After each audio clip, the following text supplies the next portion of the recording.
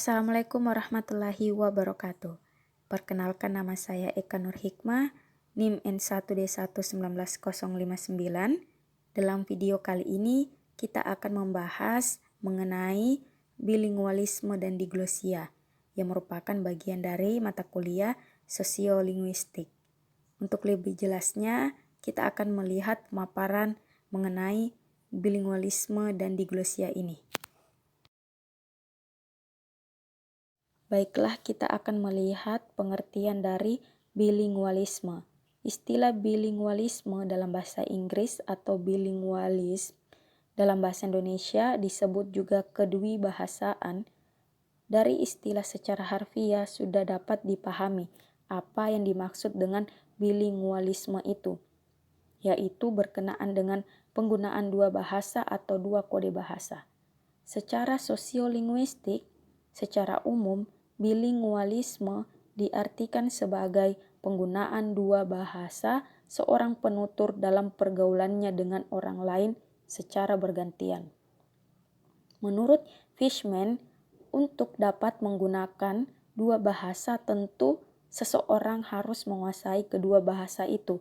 Pertama, bahasa ibunya sendiri atau bahasa pertama yang disingkat B1, dan yang kedua adalah bahasa lain yang menjadi bahasa keduanya yang disingkat B2.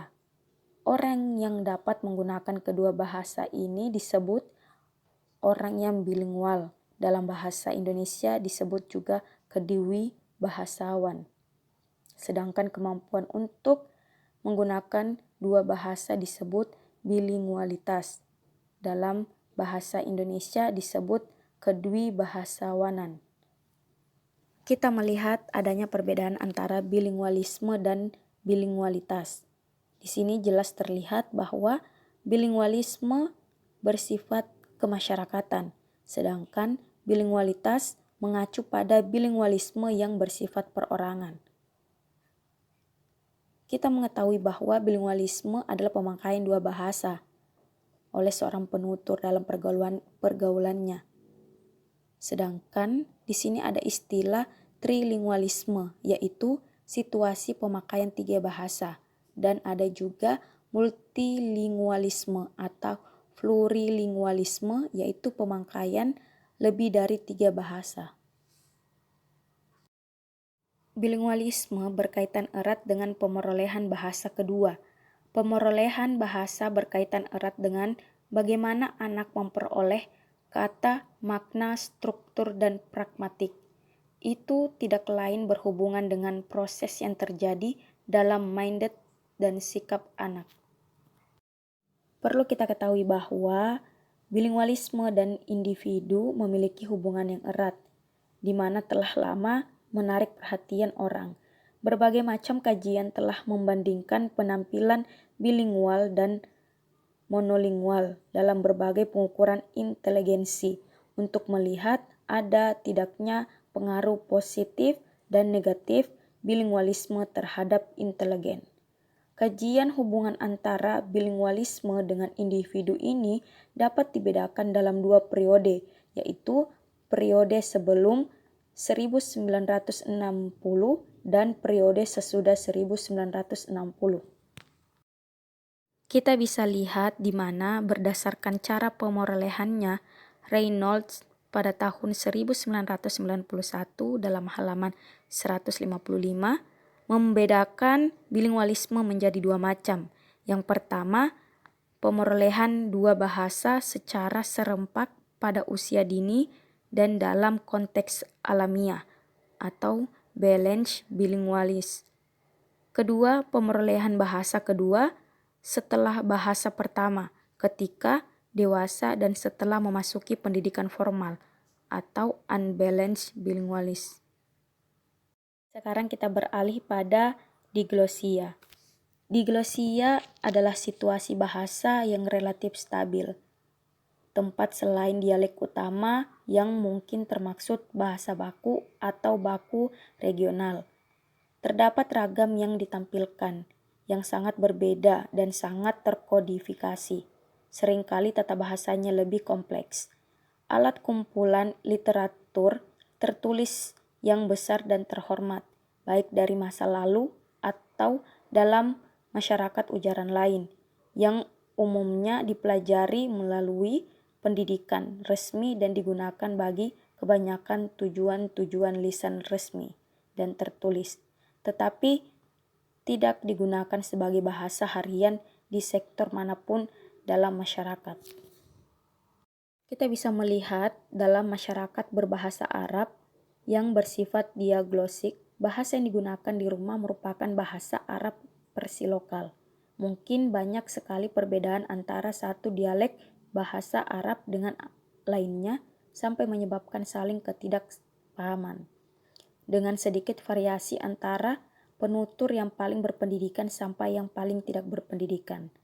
Namun, apabila seseorang perlu memberikan kuliah di universitas, khotbah di masjid, ia diharapkan menggunakan bahasa Arab baku yang merupakan ragam yang amat berbeda pada semua tingkatannya dengan bahasa lokal.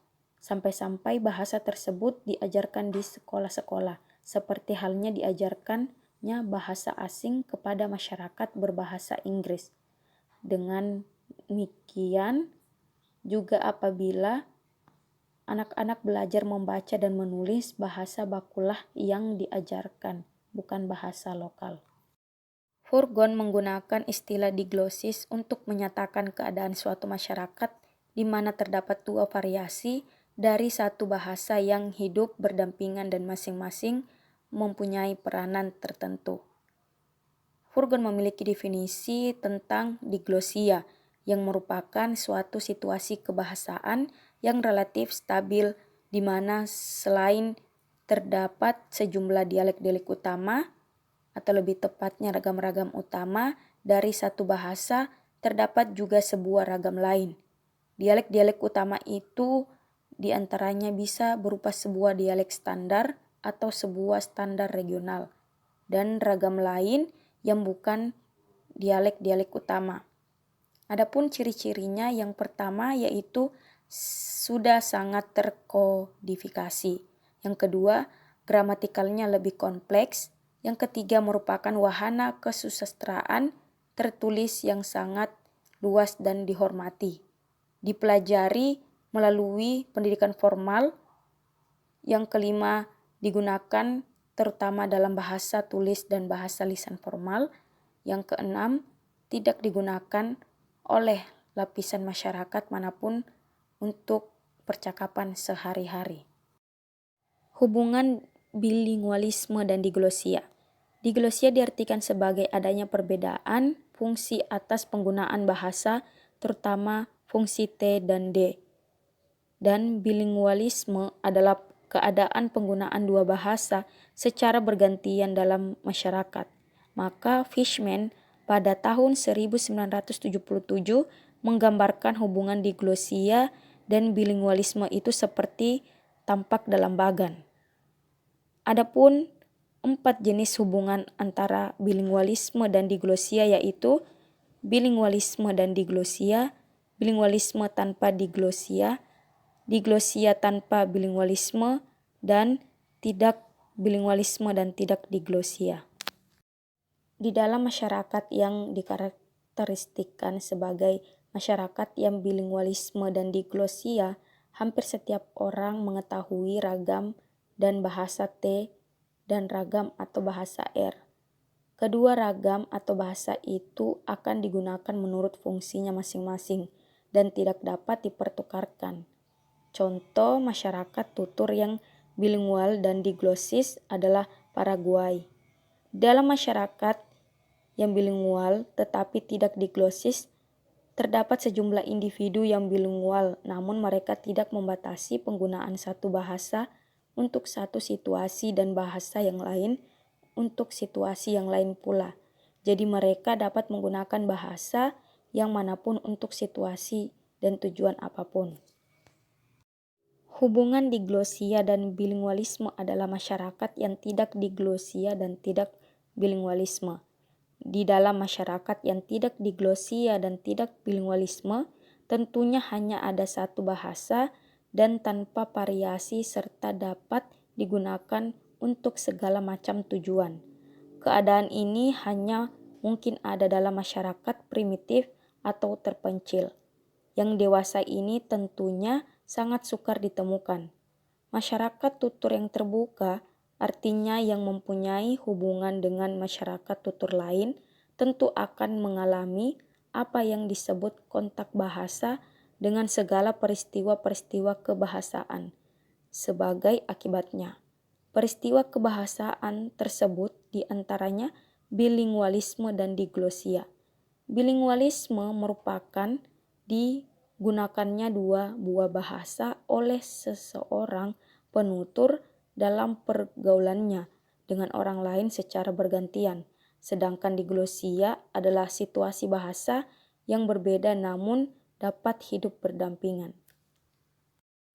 Itulah tadi pemaparan mengenai bilingualisme dan diglosia. Apabila ada kesalahan mohon dimaafkan. Wabillahi taufiq wal hidayah. Wassalamualaikum warahmatullahi wabarakatuh.